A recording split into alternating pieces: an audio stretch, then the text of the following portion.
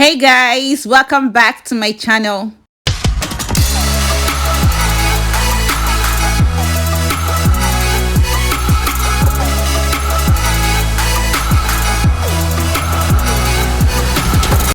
Welcome back, guys. I just had to do this video today instead of always posting jobs and jobs. Yes, guys. So today I want to talk about something on this video, and I actually want you to try to watch this video to the very end so you get the full details of what I'm about to talk about in this video. All right. So if you're new here on this channel, you're welcome to Flux with Offie.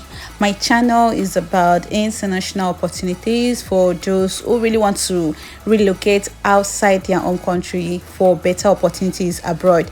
And to you that is yet to subscribe to my channel, or maybe this is your first time you're on my channel, or you've been watching my video on YouTube and yet to subscribe to my channel, kindly subscribe to my channel, turn on your bell so always be the very first person to see my new uploaded videos. All right. So guys, I had to make these videos. I know that for the past years, months, and so on, a lot of people have been putting in an application to different care companies, including NHS trust, and so most of them are still yet to get visa sponsorship job to relocate to the UK. And a lot of people have been so frustrated that they are giving up already on putting in an application, and most of them do send me DMs on Telegram, emails, and even made a comment in the comment section of my videos here on YouTube. And I'm like, yes guys, I understand where you're coming from. It's not actually been easy because this job search is a really competition, and in order for you to stand out in this particular crowd of people who are actually looking for this job, same way you are actually putting in application to different company is the same way a lot of people in different countries, Ghana, Nigeria, Zambia, Uganda, South Africa, even India, are also putting in an application. And this is the reason why it has a very limited chances of you also securing this job. All right, and that is why a lot of people are already giving up, and people are really tired and frustrated and so on.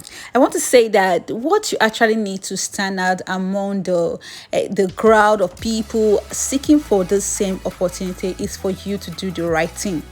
And then some of you might be saying, yes, I have been doing the right thing. I have reviewed my CV to UK standard. I have gotten NHS job statement and put in application and so on and so forth, but yet no tangible responses from these employers. I am not disputing that you have actually been doing the right thing, yet you've been getting the unfortunate emails. But I'm trying to pick out some points from this particular video. I just want to say that yes, applying for jobs is easy, but getting the job is hard.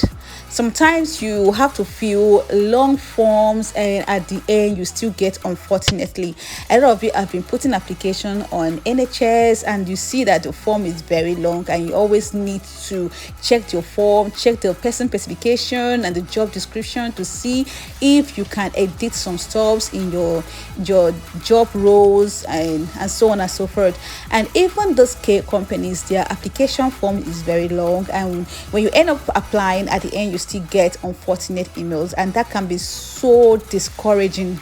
Yes guys, can really be so discouraging.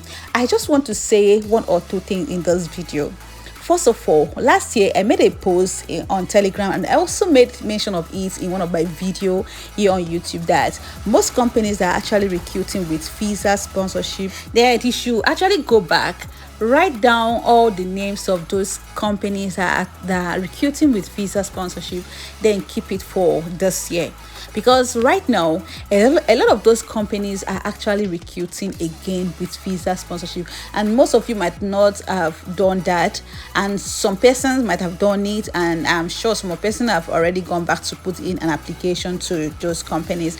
And some of these companies also are still recruiting presently, and some are about to reopen their vacancy position next month. Yes, guys. So if you have been keeping the list of these companies, what you need to do is to go back to these companies and then put in your application. Before you put in your application, read through the person specifications and job descriptions to be sure that you are eligible for the role that you are about to apply to. Don't just put in an application to the role if it's the healthcare assistant and you believe that you're a healthcare assistant and you know you are qualified for it right within you, and you don't meet the person specification or the job description. Please don't go ahead to put in an application. Make sure that you meet those descriptions and specifications before you can put in your application. All right. And the second thing I'm about to talk about is NHS job application. NHS job application is very tricky when it comes to your experience, when it comes to your reference, and when it comes to your supporting statement. I know a lot of you might have had one professional experience or the other in one care home, one nursing home, maybe a hospital, and some of you have gotten the reference and some of you are still yet to get a professional reference. Understand that without a professional reference with a professional email address, this NHS trust will not be able to shortlist you. A lot of you are using Gmail for your professional reference, and which is not supposed to be so. In your reference category, you need a professional email. You need to add your recent employer and your past employers. At least you should be able to provide at least 2 to 3 references to be able to help your application and also increase your chances of being shortlisted. And the second thing is your professional experience. You need to list all your professional experience just the way it is on your CV, all right? And you also need to go back to the job descriptions, then pick some few things and add to your professional experience and then put in your NHS application. And another thing is your NHS job supporting statement. When you have a well-structured NHS job supporting statement, then provided with your reference and also your professional experience and also with a great application, you are good to go. There's no how you know that this NHS trust is not going to shortlist you for an interview. The next thing I'm about to talk about is getting professional certifications. A lot of you don't even have a care certificate. Some of you don't even have level 3 diploma in health and social care, and yet you want to get shortlisted via the NHS trust. You can't easily get shortlisted when you don't meet their requirements. When you want to apply for an NHS job, what you need to do first is to read through their job requirements, check out the certificate that they need, and then you run and check if you have the certificate. If you don't have it, don't apply for the job. If you have it, go ahead to apply. And if you want to enroll for those courses, go ahead to enroll and then apply for your job roles. All right, you need to have care certificates, some other professional care courses. You also need to have level 2 diploma in health and social care. Guys, if you meet these requirements, there's no how NHS trust will not shortlist you for an interview. And if you are shortlisted for an interview, most of these trusts, they believe that you're already in the UK looking for this job. What you need to do, if you're outside the UK, just send them an email telling them that you're outside the UK and you would like your interview to be carried out online via Zoom or maybe via Skype or Microsoft Teams. Yes, guys. And also another thing I want to talk about when you are applying for NHS job, make sure that you read through your application before you submit.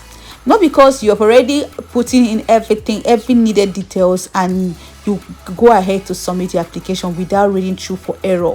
You need to actually go back to your name, from your names to your address, your phone number. Check for any error that you have in your application. Check for the spelling errors in your supporting statement, in your professional experience, or in your references. Check it out before you can click that submit button, because once you submit, you can't edit your application again. And guys, another thing I want to talk about is your CV. You need to get your CV review if you are still willing to get a visa sponsorship job. I know a lot of you have already reviewed your CV and you are still getting the unfortunate emails. The question you should ask yourself is that, am I really applying for the jobs that I'm qualified for? Yes. Another question you should ask yourself is that, do you really possess the necessary certificate that you need for this job? That is it, because you don't just go to care companies and then because they are recruiting for different vacancies, and because you did a healthcare assistant and then you go ahead to put in your application without being sure that you're actually qualified for this job.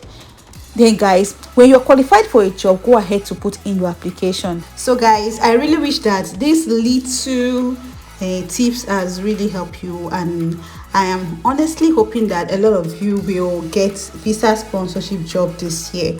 So go right back to your applications, keep putting in application via the NHS, keep applying via care home, nursing home, and so on and so forth.